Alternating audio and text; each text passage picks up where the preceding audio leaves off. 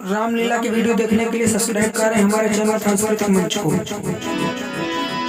सेवक सोजो करे सेवकारी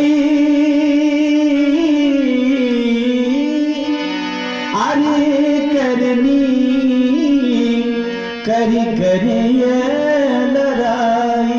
राम जिसने भी धनुष तोड़ा है वो मेरा सेवक है तो कर्म भी उसका सेवा का होना चाहिए। जहाँ भी बैठा हो राम की कथन अनुसार अगर वो हमारा सेवक है तो आवे हमारे चरण पकड़े सेवा करे, और अगर सेवा नहीं कर सकता है तो फिर करे पर लड़ाई। लड़ाई क्यों करे तो उसके लिए मैंने एक संज्ञा स्थापित की है। राम सुनो सुनो राम जय शिव धनु तोरा सहस बाहु समसो रिपुमोरा। राघवेंद्र जिसने भी भगवान शंकर के महानायक का खंडन किया है आप उसे हमारा सामान्य शत्रु मत मानिए। वह तो हमारा शत्रु है लेकिन कैसा है, उच्चतम श्रेणी का शत्रु है। जैसे सहस्त्रबाहु अर्जुन हुआ करता था, आज अब मैंने अपने जीवन का एकमात्र लक्ष्य एक उद्देश्य बनाया है, और वो उद्देश्य कौन सा है व्यास जी महाराज? सो दिन दारू बिहार समाजा न तुम्हारे जय है सब राजा। सब राजा मारे जाएंगे, परेशान न होना, अभी नहीं मारे जाओ। अगर ध्यान से आज हमारी बात नहीं सुनी गई तो आज तो क्रम फिर राजाओं का ही है। सो माने वह व्यक्ति जिसने धनुष का खंडन किया है बाहर आ जाए, हमें किसी से क्या लेना देना। अब हमारे चरण पकड़ा है, कहा मैं अपराधी हूं, हो सकता है हमारा उसका दूसरा संबंध हो जाए। अगर वो बाहर नहीं आ रहा तो फिर मेरा ध्यान तुम लोगों की ओर गया। कहा भैया तुम लोग भी तो धनुष तोड़ने आए थे ना यहाँ।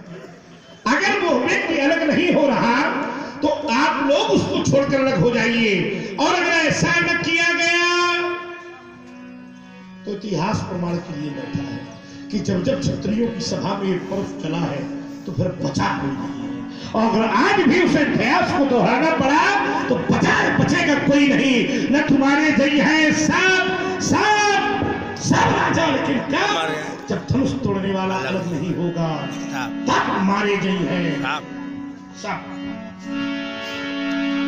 सुनी मुनि बचन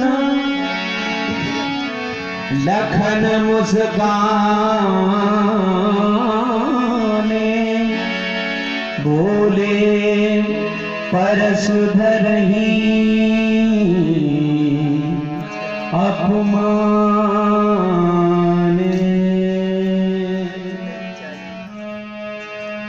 बोले परशु धर ही अपमान।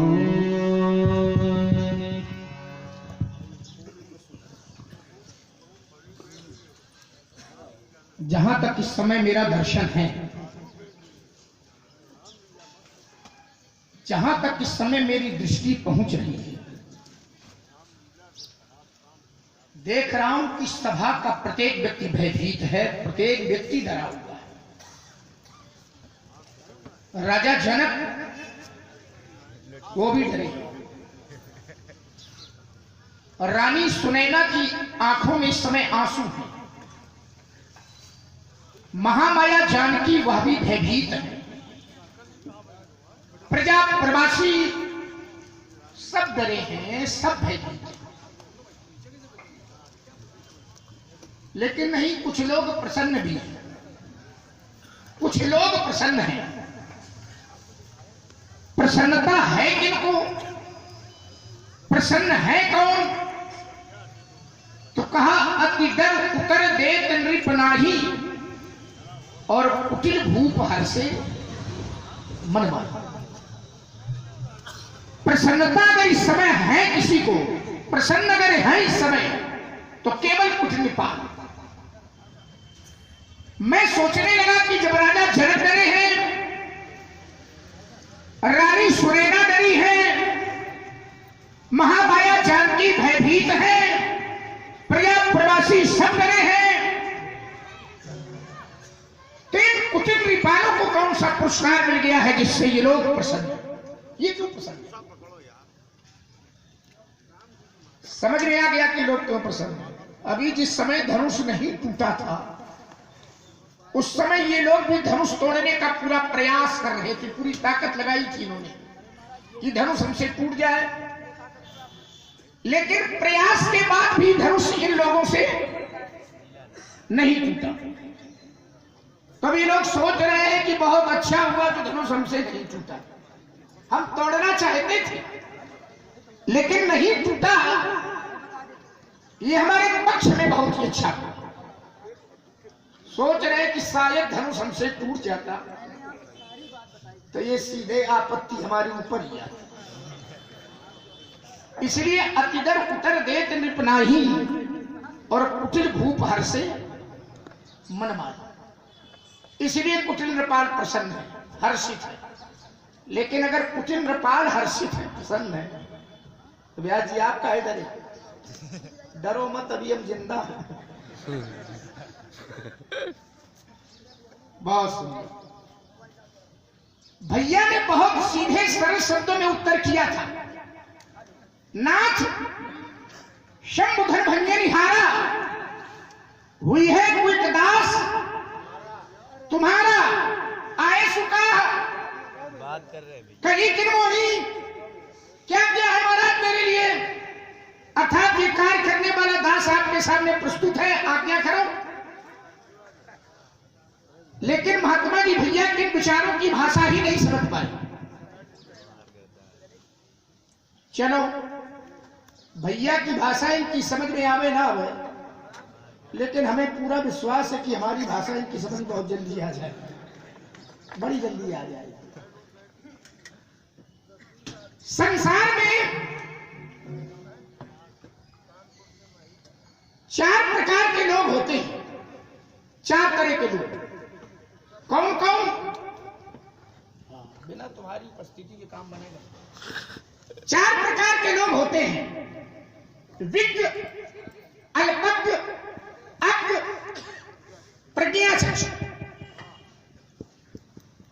विज्ञ वो है जिन्हें केवल एक स्थान से बैठे बैठे बता दिया जाए कि तुम्हारी मंजिल वहां है, तुम्हारा गंतव्य वहां है, तुम्हारा लक्ष्य वहां है। सभा का जो विज्ञ व्यक्ति होगा, आप केवल इतना बताइए और वो अपनी मंजिल तक पहुंच जाए।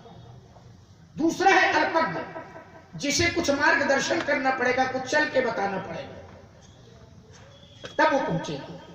तीसरा है अज्ञ, जिसे गंतव्य के बिल्कुल ठीक निकट पहुंच करके उंगली उठा करके बतावेंगे कि मंजिल तुम्हारी ये है, लक्ष्य तुम्हारा ये है, तब वो पहुंचेगा। 3 तो इस तरह से पहुंच जाएंगे। लेकिन चौथा है प्रज्ञा चक्षु। प्रज्ञा चक्षु जोर से कहो, कम सुनाई देते ना। अंधा। प्रज्ञा चक्षु गड़बड़ बजा। 3 तो इस तरह से पहुंच जाएंगे, लेकिन चौथे वाले के लिए बड़ी कठिनाई है। जब तक उसकी उंगली पकड़ करके उसे लक्ष्य तक नहीं पहुंचावेंगे, संभवतः वो नहीं पहुंच। अगर ये विज्ञ होते, अल्पज्ञ होते, अज्ञ होते, तो भैया के कथ्य को समझ लेते। सीधी सी बात थी कि आए सुखा कही किन मोही, क्या आज्ञा है मेरे लिए। लेकिन न ये विज्ञ है, न ये अल्पज्ञ है, न ये अज्ञ है, तो फिर है का वही बाकी है।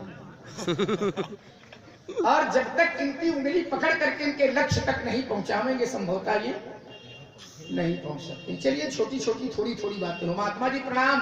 प्रसन्न रहो बेटा, प्रसन्न रहो बेटा। काहे कम प्रसन्न है का? है? हम प्रसन्न हैं। सुनी मुनि बचन लखन मुस्काने, और मुस्काने शब्द से ही एक ध्वनि निकल रही है कि जो व्यक्ति मुस्कुरा रहा है वो कहीं ना कहीं सही, आंशिक रूप से सही, लेकिन वो प्रसन्न है। तो हम तो मुस्काने, आप गुस्साने। आप काहे मुंह बनाए? देखो कई रात मुंह बनाए। वारिस साहित्य, साहित्य नहीं, साहित्य। साहित्य ही कहा है। देखो फिर तुमने क्या बोला? साहित्य वारे और साहित्य ये जीव लगती है का?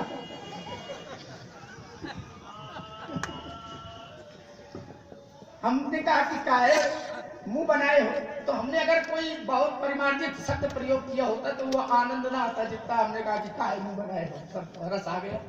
कई बार बहुत छोटा सा शब्द, लोक का शब्द, व्यवहार का शब्द ज्यादा लालित्य देता है, ज्यादा आनंद दे देता है। काहे क्रोध कर रहे, और अगर क्रोध है तो क्रोध के मूल में क्या है, क्रोध का कारण क्या है, किस कारण क्रोध है, कारण ना सकारण, कारण क्या कारण? शंकर जी का धनुष टूट गया। क्रोध का कारण धनुष का टूटना है जी। धनुष के टूटने पर आप क्रोध कर रहे हैं। एक बात मैं आपको बता दूं, कौन सी? अगर क्रोध का कारण धनुष का टूटना है, धनुष के टूटने पर आप क्रोध कर रहे हैं, मूल में धनुष का टूटना है, क्रोध का कारण धनुष का टूटना है, धनुष के टूटने पर आप क्रोध कर रहे हैं। एक बात मैं आपको बता दूं, कौन सी? अगर क्रोध का कारण धनुष का टूटना है तो बहुत जल्दी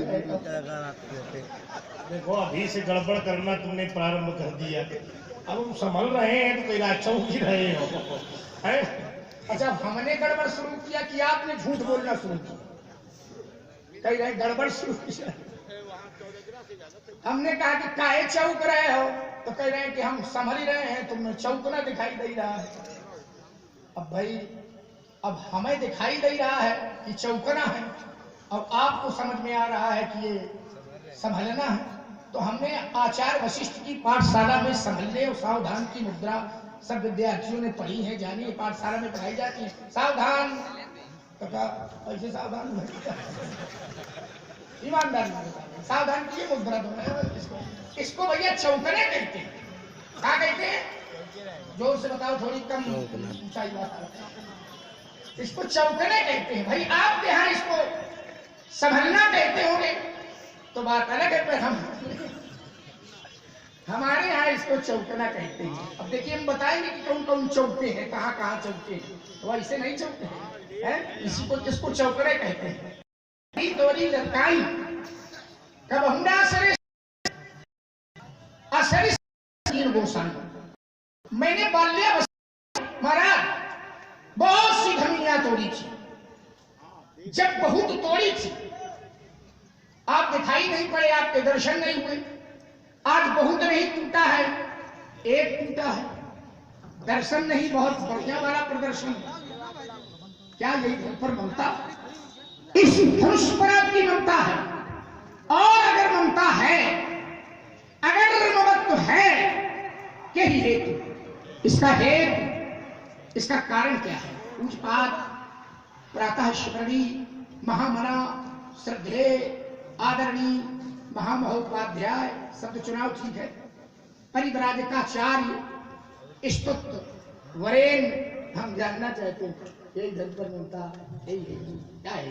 रुको रुको रुको, सब प्रकार ठीक है। बताओ चुटकी का है बजा रहे हो? इतना हल्के में ली और चुटकी बजा के प्रश्न पूछे। अच्छा, चुटकी बजाई तो आपको हल्के में आ गई? क्या है तुम्हारी चुटकी बजाई? ऐसे बोला हल्के में है? नहीं, देखो तो बता रहे हैं। तुम्हारे साथी है, बता रहे साथी चारों तरफ से बैठा रहे हो। अच्छा, इसलिए बैठा रहे, पता नहीं कब कहाँ से निकल जा। चुटकी बजाया तो मैंने आपको हल्के में नहीं दिया, बहुत वजनदार, आपको बहुत भारी माना। अब आपकी समझ का प्रकार है तो हम क्या करें?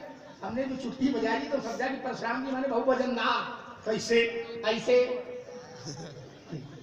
ऐसे कैसे ऐसे जैसे जैसे संसार में दुनिया वाले लोग जिस काम को बड़ी कठिनाई से कर पाते हैं, बड़ी कठिनता से कर पाते हैं, तो संसार के लोग जिस काम को बड़ी कठिनाई से कर पाते हैं, तो चुटकी का प्रयोग मैंने इसलिए आपके सामने किया है कि वो काम तो परशुराम जी बिल्कुल चुटकी बजा के कर देते हैं। अगर वो चुटकी के आगे ताली शुरू हो गई है तो चुटकी बजा के शुरू कर देते हैं। तो हमने चुटकी बजाई है तो हमने कहा कि जो काम बहुत कठिनता से होते दुनिया के लिए आप ऐसे, तो आपको हल्का माना कि भारी मत माना? अब की बार तो तुमने भारी माना है। और सबसे बड़ा कारण ये है, अच्छा बड़ा कारण और है क्या है बताओ जरा। हमने सोचा कि ब्राह्मण दिखता हो, हाँ ब्राह्मण हो, ठीक। और ब्राह्मण को चुटकी ज्यादा अच्छी लगती है। गड़बड़ कर दी। इस धोखे में न रहना कि चुटकी वाला ब्राह्मण है भला। एक तपस्वी की तपश्चर्या में तमाक सा तमाचा जड़ने वाले अयोध्या के दुस्साहसी छोटे कुमार, तुमने अपने दुस्साहस की परिकल्पना भी नहीं की होगी कि तेरे दुस्साहस का परिणाम कितना दुष्प्रभावी और दुष्भयंकर होगा। आइए जरा कुछ बातें लक्ष्मण ने रखी हैं। हमने कहा कि हम चौंकी रहे, हमने कहा संभल रहे हैं, तो उन्होंने कहा कि चौंकी रहे। तो क्या आवश्यक, अब दुर्भाग्य ये है कि लक्ष्मण ने केवल पाठशाला वाला सावधान पढ़ा है। अब लड़का है तो गुरुजी के यहाँ गया होगा और गुरुजी ने प्रार्थना के पहले कहा होगा बेटा सावधान, तो श्रीमान जी सावधान होकर खड़े हो गए। अब बड़े हो, अनुभव गम हो तो आगे के सावधान जानो। शरीर हिले, शरीर ना हिले, व्यक्ति तो बैठे बैठे भी मन से सावधान होता है। सावधान पुनि मन कर संकर और लागे कहल कथा अति। तो क्या मतलब ऐसे भेड़ा कि ऐसे भेड़ा? तो ये प्रकार है, संभलने के अलग अलग प्रकार है। कोई कभी मन से संभलता है, कोई धन से संभलता है, कोई तन से संभलता है। आइए, हमने जो है कहा कि बेटा प्रसन्न ना हो, तो लक्ष्मण ने कहा महाराज हम तो प्रसन्न है ही है। हमने कहा लक्ष्मण ऐसा क्यों कह रहा है? तो उत्तर मिला, देखो ये है राजनीति। अपने साथी बैठा रहे कि जितनी देर हम बोलें तो चुप पर, अब परशुराम बोले तो बोलना शुरू कर देता है। चुप पर बैठना नहीं, उनका छोड़ के तुम रेल पर शुरू कीजिए। हम ऐसे में खड़े हैं क्या? शुरू हो गया। देखो है पक्की राजनीति है, बीच में इसने प्रमाणित कर दिया बोल के कि राजनीति पक्की है। उनका समझाओ धीरे से। लड़का खोपड़ी खाए तो उनका पूजा करो। खोपड़ी काहे बनाए हो? चलिए अच्छा, लक्ष्मण ने कहा कि महाराज हम तो प्रसन्न है ही है। हमने कहा भला ये प्रसन्न क्यों है? बोले हम मुस्कुरा रहे। ठीक है ना, कहने लगा कि हम मुस्कुरा रहे और मुस्कुराहट प्रसन्नता का ही प्रमाण है। ठीक है, तुम्हारी बात अच्छी लगी, लेकिन हर जगह मुस्कुराहट प्रसन्नता का प्रमाण नहीं है। एक शब्द मैं प्रयोग कर रहा हूं। एक व्यास से मुझे कवि मिला। कौन सा कवि? अर्वाचीन कवि मिला। उसकी कुछ पंक्तियां मैंने सुनी, वो कुछ गुनगुना रहा था, मेरे स्मरण क्षेत्र में आ गई। अब आज लक्ष्मण ने प्रस्तुति रखी तो पंक्तियां मेरे हृदय क्षेत्र में आकर मुख पर आने के लिए विवश हो गई। कह रहा था वो कवि कि हर एक मुस्कुराहट मुस्कान नहीं, आंसू खुशी के गम के होते हैं एक जैसे, इन आंसुओं की कोई पहचान नहीं होती। अब बताओ जरा, तुम मुस्कुरा रहे थे, आवश्यक प्रसन्नता का प्रमाण है, लेकिन हर जगह नहीं है। एक व्यक्ति बहुत दुखी था, घर से बाहर निकला, उसे कोई पुराना संबंधी मिला, बोला भैया कैसे हो, घर में दुखित घटना हो गई है। उसने उसे देखकर मुस्कुरा दिया, तो क्या वो प्रसन्न है? ये दुनिया बड़ी बेदर्द है, यहाँ हर राज छिपाना ही पड़ता है, और हृदय में कितना भी गम हो फिर भी मुस्कुराना। जो मुस्कुरा रहे तो प्रसन्न थोड़ी, आवश्यक थोड़ी है कि प्रसन्न हो। हर जगह प्रसन्नता भी, हर जगह मुस्कुराहट भी प्रसन्नता का सुप्रमाण नहीं होता। चलिए जरा, लक्ष्मण ने कहा कि महाराज 4 तरह के लोग होते हैं। कौन कौन से? तो पहला इसने कहा कि विज्ञ। तो बेटा अगर विज्ञ तुम कहते हो तो विज्ञ तो हम बने बनाए हैं। तो विज्ञ हम बने बनाए हैं, क्यों? क्योंकि हम हैं विप्र। विप्र शब्द की निष्पत्ति उत्पत्ति ध्यान देना, सब अध्यापक है, सब विद्यालय है, तो सब लोग जानते हैं। विप्र शब्द की उत्पत्ति कैसे हुई? तो विप्र शब्द पर मैंने ध्यान दिया तो वी है और प्रा है, ध्यान देना। 22 उपसर्ग होते हैं, 22, और 22 उपसर्गों में विधि उपसर्ग है और प्राधि उपसर्ग। तो वी से होता है विशेष और प्रा से होता है प्रज्ञान। जिस व्यक्ति में विशेष प्रज्ञा है वही विप्र है, और हम विप्र है तो विज्ञ बने बनाए हैं, तुम्हारे प्रमाण पत्र की आवश्यकता नहीं है। बोला अज्ञ बने रहो तुम, अल्पज्ञ बने रहो तुम। चौथा वाला बढ़िया ले ले यार दिव्य राय पूछ रहे थे ना बाबा से, कहा कह रहे थे। हाँ ध्यान दें, परशुराम जी की संसार का दर्शन कर सकता है, संसार को देख सकता है और संसार के विषय में जान सकता है। समस्या तुम्हारे लिए कहते हो बहुत धनवी तोरी लड़िकाई। अब भैया जो काम लड़िका करें ईमानदारी से उत्तर करना, कोई काम तो अच्छे लगेंगे, और वो आए काम इतना बड़ा पुरिखा करे तो अच्छा लगेगा क्या है? विचार करो आप लोग। मान लीजिए छोटा सा बालक है, ग्रीष्म का समय है, छोटा बालक है, खेलने वाली आयु है उसकी, पिता की गोद पर बैठा, अचानक पिता की गोद से उतरा, उसने अपने वस्त्र उतार दिए, दिगंबर हो गया, फिर भी अच्छा लगा। क्यों? क्योंकि बालक छोटा था। माटी पड़ी थी, माटी में भी लौट गया। वो धूल धूसरित निवस्त्र बालक जब अपने पिता के पास पहुंचा तो पिता ने हंसकर उसको गोद पर बैठा। लोगों ने प्रश्न किया कि पिता ने ऐसा क्यों किया, तो उत्तर मिला कि बालक छोटा है। एक तो लड़का खूब बड़े हो, शब्द पर ध्यान देना, एक तो लड़का खूब बड़े हो, और भगवान न करे वह लड़का एक दिन इतना बड़ा हो जाए। समझो, देखो लोग समझ गए निशाना सही जगह आ लगा। अरे है अब हमसे कब आओ न भगवान न करे वह लड़का इतना बड़ा हो, फिर कपड़ा उतार रहे, माटी में लौटा है, अपने बाप के पास पहुंचे तो पिता जरूर पूछे बेटा ऐसे कैसे घूम रहे हो, तो श्रीमान जी हो तो कोई बात नहीं पिताजी, छोटे में भी तो ऐसे घूमते थे। ये तुम्हारा उत्तर है। कुछ माताएं बैठी है हमारी, माता की गोद में पैपान करता हुआ, दुग्धपान करता हुआ एक छोटा सा बालक कभी माता के केस पकड़ लेता है, तो क्या माता जी इस छोटे से बालक को मारती? उत्तर करो, नहीं मारती। बता दो जोर से। अब भगवान न करे वह है बालक इतना बड़ा हो जाता है, फिर हम महतारी के बाहर हो रहे, तब माता जी पूछेंगे जरूर बेटा काहे ला रहे हैं? इनके ऐसे श्रीमान हो तो कहो कहते कोई बात नहीं माता जी, छोटे में हलाते थे तो बड़े में भी हला रहे हैं। तो जो काम छोटे में माता पिता गुरुजन प्रभुजनों को आनंदित करते हैं बेटा लक्ष्मण, वही काम बड़े होने पर व्यक्ति को अपराधी बना देते हैं। इसलिए संभाल कर बोलिए, रे नृप बालक काल बस, संभाल कर नहीं बोलता है, काल के वशीभूत है। रे नृप बालक काल बस, बोलत तो ही न संभारी, धनु ही संत पुरार धनु रेडे सजल संसार। नहीं, खूब मनोरंजन कराया है आपने लोगों का। अब हम सोचते हैं कि ललित की जरूरत नहीं पड़ेगी, पहले आपे को हम बुला लिया करेंगे। भगवान से प्रार्थना है कि शरीर भले किसी को मोटा दे दे लेकिन बुद्धि मोटी न दे। आइए आप लोग अपने अपने काम थोड़ी देर के लिए हमारी तरफ करो। ये तो सब गप शास्त्र चल रहा था, कहां से शुरू करें?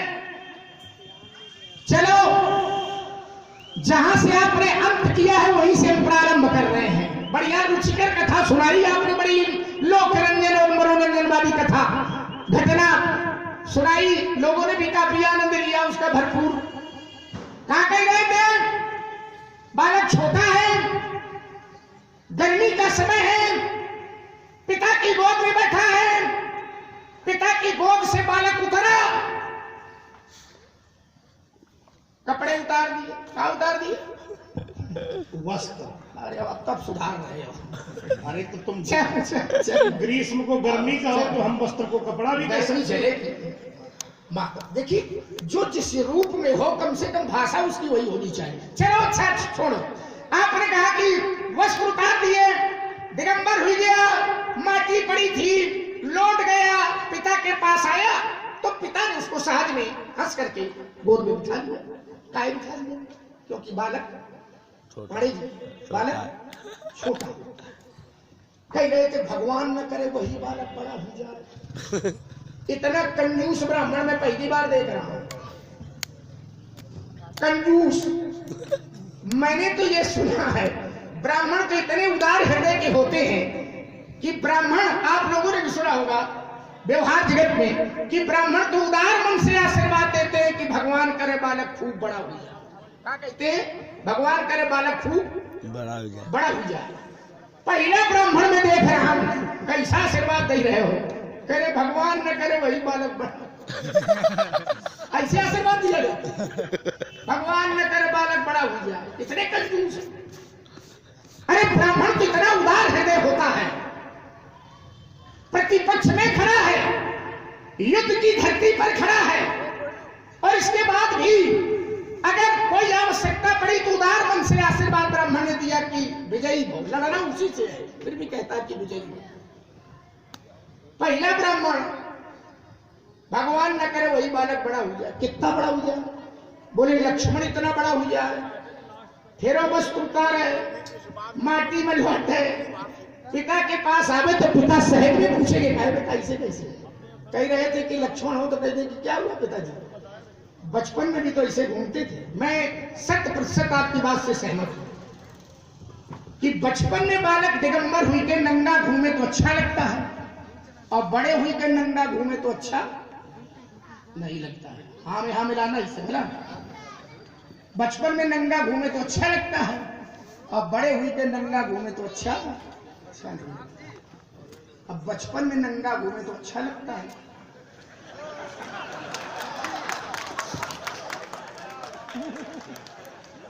हमने कुछ कहा नहीं है, लोग समझ गए कि सही निशाना है। वो निशाना आपका गलत था, ये निशाना सही है। सही है ना? पहले हमें देखो नीचे से ऊपर तक, और फुर्सत मिले तो उधर देख ले। हम तुम्हें नंगे दिखाई नहीं देते, अपनी परिभाषा हम पे थोप एक रही। अबे कहा तो श्री गणेश आगे देखो। चलिए, आपने कहा कि माताएं बहनें बैठी हैं, हम माताओं बहनों से ही तो चुराए लेते हैं। ईमानदारी से बताना जरा।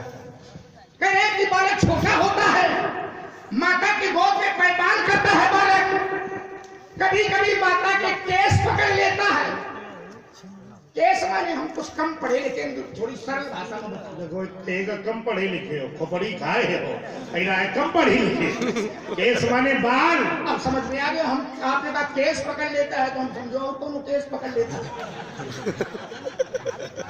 सरल भाषा में बताओ, बालक है तो समझो तो भाई कि छोटे बाल को कैसे? माता के केस पकड़ लेता है तो क्या माता बालक को मारती है? नहीं मारती है। क्यों नहीं मारती है? क्योंकि बालक छोटा होता है। भगवान न करे वही बालक लक्ष्मण इतना बड़ा हुआ।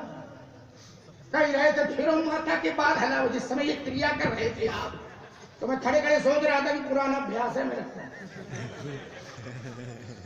फिर माता के बाद हलावे, माता जी सहज में पूछेगी काय बेटा ऐसे कैसे? कह रहे थे कि लक्ष्मण हो तो कहते क्या हुआ माता जी? बचपन में भी तो हलाते थे। पंडित जी, हमारे यहाँ माता के प्रति व्यवहार न बचपन में किया जाता है और न बड़े में किया जाता है। और भगवान न करे वही बालक परशुराम इतना बड़ा हो जाए, और एक दिन फरसा माता जी का।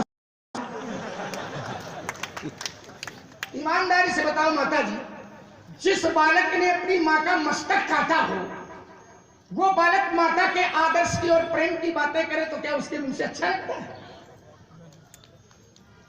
माता का बस माताओं से पूछ रहे थे तभी समर्थन नहीं करे, वो जानते हैं आपका पूरा चरित्र।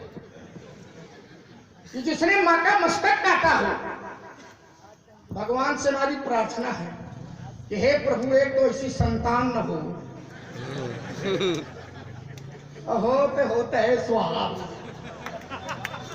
ऐसा सुना रहे हो। हमारे यहाँ माता के प्रति व्यवहार न बचपन का है न बड़े का है। माता नहीं, हमारे यहाँ तो विमाता भी अगर कोई कठोर से कठोर आदेश दे देगी तो उसका पालन किया जाएगा, लेकिन उसका विरोध। ये सही परिभाषा है। जबरदस्ती वाली ना छापो। हमारे यहाँ व्यवहार नहीं होता माता के प्रति। आगे जरा कुछ आपने मैंने कहा हम सावधान, तो श्रीमान जी ने कहा कि वो पाठशाला वाला सावधान पढ़ा है केवल, आपने कहा वाला पढ़ा है सावधान। आचार्य वशिष्ठ का छात्र हूं, आपने कहा मन से भी सावधान हुआ जाता है। यस, सावधान पुनि बन कर संकर। सावधान शब्द जहां जहां आया है, मैं चलिए रामचरितमानस में आपको बताऊंगा कि कहां कहां है। सावधान पुनि मन कर संकर, वो शरीर का सावधान, अब मन का सावधान। तो क्या शंकर बाबा ने जिस समय कहा मैंने मन को सावधान किया, तो कहा जैसे आप ऐसे सावधान किया था, ये मन का सावधान है, वहां भी चौकना नहीं है। और एक सावधान सुनी सुमुखी सुलोचनी भरत कथा भव बंधन मोचन।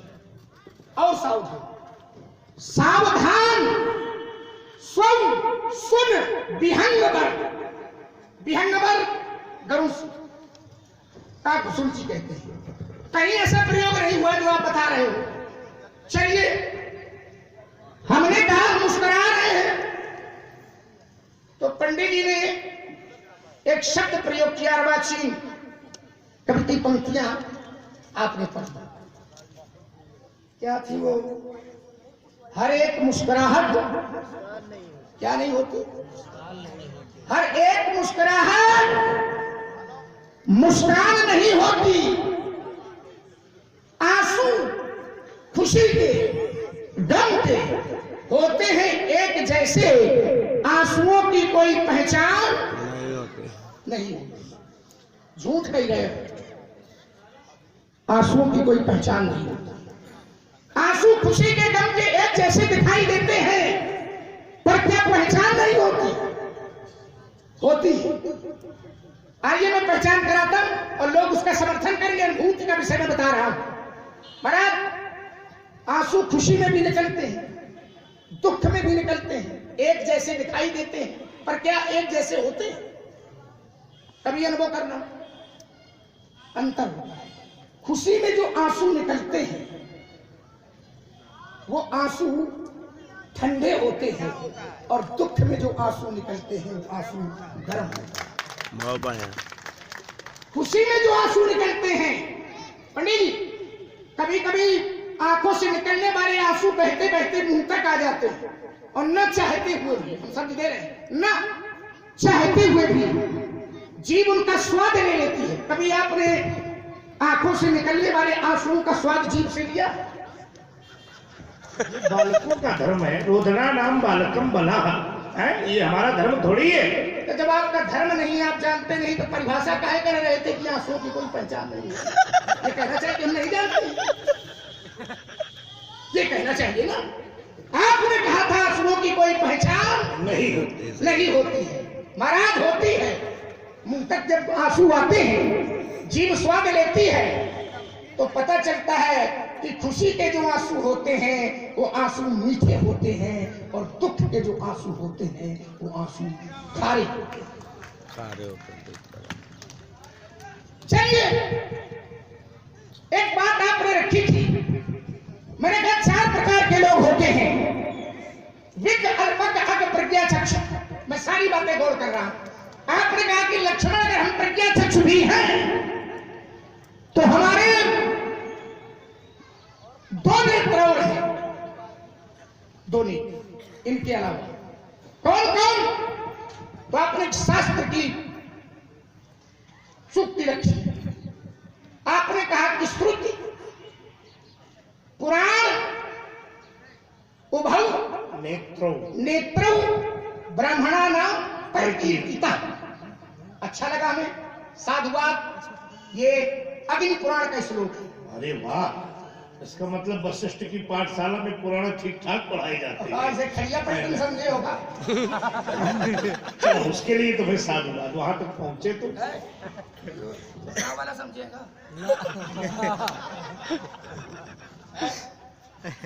श्रुति, पुराण, उभौ नेत्रौ ब्राह्मणा नाम प्रकीर्तिता। आपने आधा अधूरा श्लोक पढ़ा। अब सूक्ति है ना, तुमने पहले प्रमाणित किया उसे। आधा पढ़ा है, आधा श्लोक पूरा मैं करूंगा। श्रुति पुराण उभौ नेत्रौ ब्राह्मणा नाम परिकीर्तिता। ब्राह्मण के दो नेत्र हैं, वेद और पुराण। पुराण। अब पूरा मैं कर रहा हूं त्रिपाठी जी। वेद और पुराण ब्राह्मण के दो नेत्र हैं प्रधान जी। वेद और पुराण ब्राह्मण के दो नेत्र। उभौ नेत्रो ब्राह्मणा नाम परिकीर्तिता। पूरा करोगे तभी हम मानेंगे कि तुम्हें आता है। वेद और पुराण ब्राह्मण के दो नेत्र हैं, ठीक है। और दो में से, वेद और पुराण में से हाँ। ब्राह्मण अगर एक को नहीं जानता है तो एकेन विकला काणा। काना समझ गए सर, आप कितने धो हैं। देख ले। एकेन विकला काणा। वेद और पुराण में से ब्राह्मण अगर दो में से एक को नहीं जानता है, एक को न जाने तो काना। अब द्वाभ्याम अंध इकीर्ता। अगर दोनों को न जाने तो चकाचक। द्वाभ्याम अंध इकीर्ता। वाह, किसके किसके कौन कौन नेत्र होते हैं ये भी पढ़ोगे। चलो समझ तो ले पूरा। गंधेन गावा पश्चिम। अरे वाह, गाय की आंख में पट्टी बांध दी जाए तो गंधेन गावा पश्चिम। गंध से गाय अपने बछड़े को पहचान लेती है, जान लेती है, देख। और वेदों पश्चिम की भावना। पंडित जी, ब्राह्मण के आंखों में पट्टी बंधी हो, ध्यान करना, अगर सच्चा ब्राह्मण है, सही ब्राह्मण है, तो ब्राह्मण के आंखों में पट्टी बंधी हो तो वेदों पश्चिम ब्राह्मणा। वेद के नेत्रों से ब्राह्मण देख लेता है। और आप में सही अगर ये नेत्र होते तो फिर राजा जनक से पूछने की आवश्यकता नहीं थी। आपके आंखों में पट्टी भी बंधी होती तो धनुष तोड़ने वाले को देख लेते। देखो लक्ष्मण, एक बात बहुत सीधी सीधी समझो। हमारे वेद रूपी नेत्रों पर संशय न करो। भला हमारे पास वेद रूपी नेत्र है, उसका प्रमाण केवल इतना है कि धनुष टूटा था कहां पर? मिथिला पे। और हम कहां थे? महेंद्राचल में। हमारा यहाँ आगमन ही सिद्ध करता है कि परशुराम के वेद रूपी नेत्र है। अब जहां तुम्हारा प्रश्न है कि उसको नहीं देख पा रहे हो, ये सत्य है। मैंने प्रयास किया, ऐसा नहीं कि मैंने प्रयास नहीं किया, लेकिन सत्य आज मैं तुम्हें इस यात्रा में बता रहा हूं कि जिसने भी धनुष तोड़ा है उसको ये वेद रूपी नेत्र भी देखने में समर्थ नहीं होता। अगर मैंने उनको देख लिया होता तो यहाँ आगमन परशुराम का कभी होता ही नहीं। उसी की खोज में परशुराम का यहाँ आगमन। तो वेद रूपी नेत्र हमारे हैं, इस पर तुम संशय न करो। और हम उसी नेत्रों से खोजने का प्रयास कर चुके हैं, लेकिन नहीं खोज पाए। लेकिन संसार को हमने फिर भी देखा, इसीलिए हमारा आगमन हो रहा है। आइए कुछ बातें लक्ष्मण ने तो व्यक्तिगत आघात परशुराम के ऊपर किया। हमें बड़े दुख के साथ कहना पड़ रहा है कि लक्ष्मण को संत परंपरा का ठीक ठीक ज्ञान नहीं। मैंने संसार का उदाहरण दिया था। अब लक्ष्मण कह रहे इतने बड़े अवधे ऐसे घूम ही रहे। ईमानदारी से बताइए, आप लोगों ने समाज में तो ऐसे भी संत देखे होंगे जिनके शरीर में एक भी वस्त्र नहीं होते। देखे कि नहीं देखे? जोर से बताओ, डरते हो क्या इसको? ऐसे भी संत देखे होंगे जिनके शरीर में एक भी वस्त्र नहीं होते। अब मानव लक्ष्मण को ही संत मिल जाए तो प्रणाम करब तो दूरी रहा है का देखे कह दे अल्ले हो तुम नंगे घूम रहे हो। अभी हमारा साहित्य कुछ है, वो साहित्य हमसे भी लेते काय व्यास। चलिए अच्छा, तो अगर बेटा हम संत हैं तो हमारा ये स्वरूप अभी स्वीकार है, तुम चक्कर में न पड़ो। वाह, और देखो ना मैं प्रमाणित कर रहा हूं। जिस भाव से तुमने हमें नग्न कहा तो क्या उस व्यक्ति को कोई पिता अपनी पुत्री को प्रणाम कराता? क्यों भाई? जोर से बताओ, नहीं कराता। लेकिन ये प्रमाणित शास्त्र करता है कि जनक बहोरी आए सुरनावा और सीए बुलाए प्रणाम। तो बेटा हमारा ये स्वरूप अभी स्वीकार है। जहां मैंने दूसरा उदाहरण दिया था तो लक्ष्मण ने उसको फिर से व्यक्तिगत कर दिया। मैंने कहा छोटा बालक माता की गोद पर दुग्धपान करता है तो कभी कभी माता के केस पकड़ लेता है। तो लक्ष्मण ने फिर मेरे व्यक्तिगत जीवन पर आरोप लगाया और कहने लगा कि इतना बड़ा बालक हुई जाए और फरसा उठावे और महतारी का स्वाहा कर दे। स्वाहा, अरे वाह, खूब कहा। स्वाहा शब्द ही प्रमाणित कर रहा है कि गलत कार्य नहीं है। स्वाहा तो यज्ञ में होता है, तो इसका मतलब परशुराम का वो कृत भी यज्ञ स्वरूप हो गए। तुम्हारे शब्द से ही उत्तर ढूंढ रहा। और फिर अगर मैंने गलत कार्य किया है तो शास्त्रों को मेरी निंदा करनी चाहिए। शास्त्र ने मेरी रक्षा की है, शास्त्र ने अवलंब बनाया है। व्यास जी बैठे हो, जरा आपका भी अवलंब लेके चलेगा। ये बात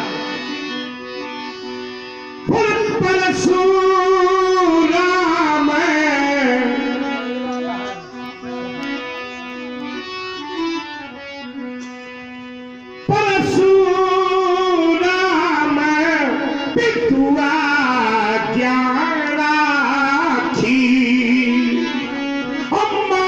हमारी मातू ये लोग सब साथी।